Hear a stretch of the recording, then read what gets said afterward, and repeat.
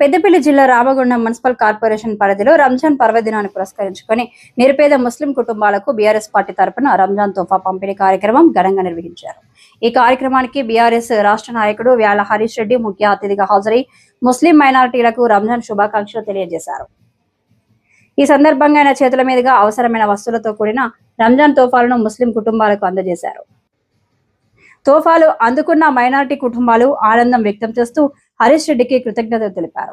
ఈ సందర్భంగా హరీష్ రెడ్డి మాట్లాడుతూ రాష్ట్రంలో కాంగ్రెస్ ప్రభుత్వం ఏర్పడిన తర్వాత ముస్లిం మైనారిటీల సమస్యలను పట్టించుకోవడం లేదని విమర్శించారు. మాజీ ముఖ్యమంత్రి కేసీఆర్ స్ఫూర్తితోనే ప్రతి సంవత్సరం ముస్లిం సోదరులకు రంజాన్ తోఫాలు అందిస్తున్నామని చెప్పారు.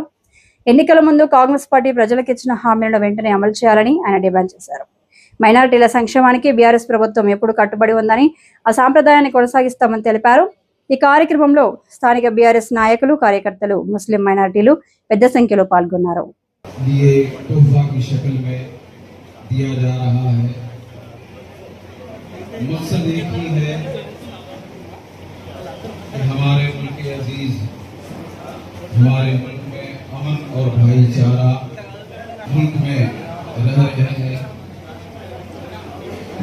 तोहफा पहुंचा दो ताकि जो है आप लोग भी मुझे दुआ नगर नड़ीपोटुना ప్రత్యేకంగా మైనారిటీల కోసము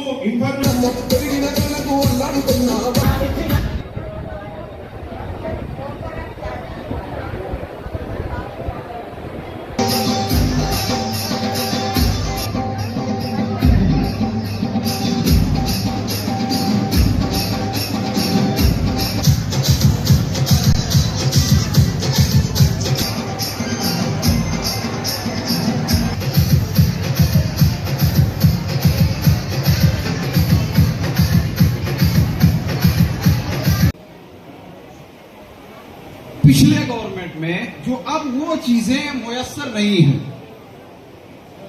इसलिए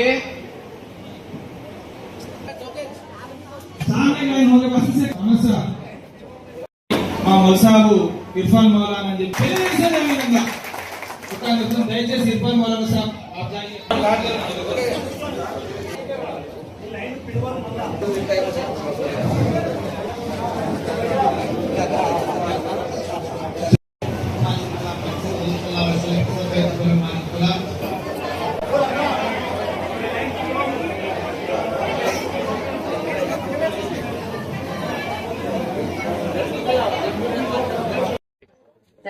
రోజు రామగుండం నియోజకవర్గంలో విహెచ్ఆర్ ఫౌండేషన్ తరఫున తోఫా కార్యక్రమంతో ఒక్కొక్కరికి మరి 13-14 ఐటమ్స్ ఒక రేషన్ కిట్ ఇద్దామన్న ఒక ఉద్దేశంతో కార్యక్రమం టేకప్ చేసాం.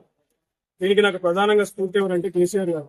ఆ రోజు 10 ఏళ్ల పరిపాలనలో కేసీఆర్ గారు ప్రతి ఏటా ఒక సెక్యులర్ లీడర్ గా ఏ మాదిరి అయితే హిందూ, ముస్లిం, క్రిస్టియన్ అని చూడకుండా విభేదాలు లేకుండా ప్రతి ఒక్క వర్గానికి కూడా హిందువులకు బతుకమ్మ చీరలు కానివ్వండి, ముస్లింస్ కి తోఫా కానివ్వండి, క్రిస్టియన్స్ కి క్రిస్మస్ గిఫ్ట్స్ కానివ్వండి, ఇట్లా రకరకాల పేర్లతో మరి నిరుపేదలు ఏ వర్గంలో ఉన్నా కూడా వారికి చేయూతను అందించాలనే ఉద్దేశంతో వారు టేకప్ చేసిన కార్యక్రమాలన్నీ నన్ను ఎంతో కదిలించి మరి లాస్ట్ ఇయర్ నుండి నేను కూడా ఈ తోఫా కార్యక్రమాన్ని టేకప్ చేయడం జరిగింది. వచ్చే 2 ఏళ్ళు కూడా తీసుకుంటాను. ఇట్లాగే ప్రతి సంవత్సరం కూడా చేస్తూ ఉంటాను ఈ కార్యక్రమాన్ని.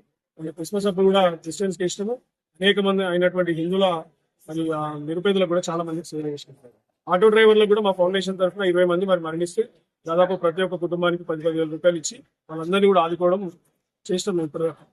అయితే ఇప్పుడు వాస్తవంగా మైనారిటీల ఓట్లు చెప్పుకొని మైనారిటీల ఓట్లు వేయించుకొని అధికారంలోకి వచ్చినటువంటి రేవంత్ రెడ్డి గారి ప్రభుత్వం మైనారిటీల కోసం ఏమైనా చేసిందా అంటే శూన్యం, గుండుసున్నా, ఏమీ చేయలేదు.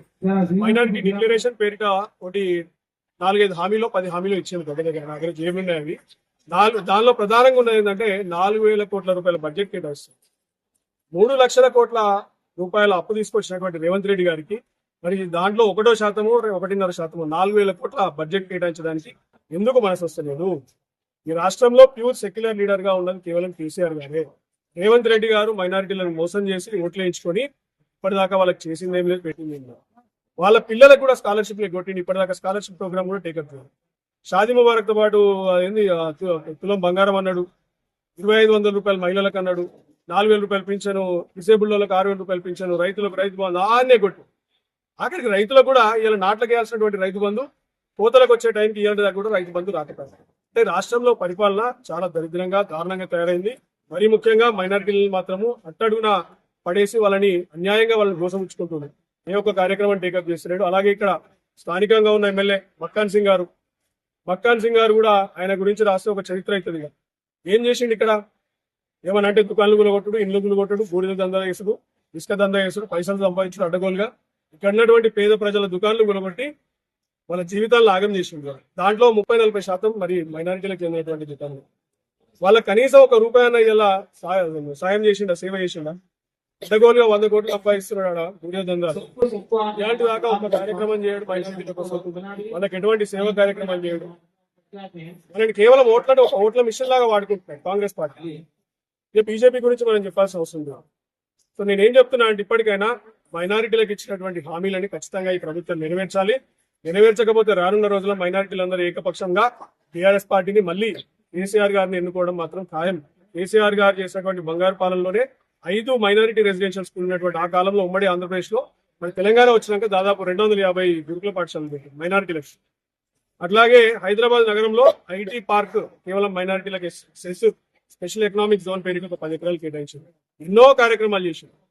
ఏ ఒక్క కార్యక్రమం గురించి ప్రభుత్వం ఇప్పటిదాకా కంటిన్యూ చేస్తలేదు. కాబట్టి ఇప్పటికైనా బుద్ధి తెచ్చుకొని రేవంత్ రెడ్డి గారు, మక్కాన్ సింగ్ గారు, ప్రతి ఒక్క ఎమ్మెల్యే కాంగ్రెస్ పార్టీకి ఎన్నుకోబడినటువంటి అందరూ కూడా మైనారిటీలను విస్మరించకండి. విస్మరిస్తే వాళ్ళు మీ త్రోలు తీస్తారు. రేవంత్ రెడ్డి భాషలు చెప్తున్నా, వాళ్ళు మీ ఈపు చింతపడి చేస్తారు. Thank you.